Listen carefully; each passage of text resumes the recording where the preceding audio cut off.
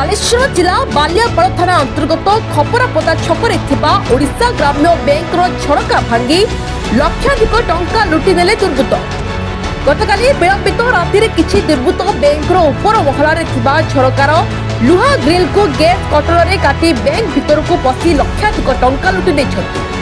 सकाळु सकाळु स्थानीय लोके बैंक झड़का भंगा जाइथिबा देखि बैंक मैनेजर और बालियापाड़ पुलिस को खबर देथिले।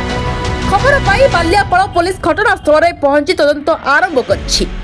प्रकाश थाउ कि 5 वर्ष पूर्व बैंक पछपट स्काईलाइट भांगी कंप्यूटर एवं आसबाब पत्र चोरी करथिले दुर्बृत्त। तेबे एही अंचल में बारंबार चोरी होउथिबारु पुलिस पेट्रोलिंग को कड़ाकड़ी करबाकू दाबी करिसेंती अंचलवासी। बालेश्वर ब्रह्मानंद स्वाईं रिपोर्ट, ओडिशा न्यूज।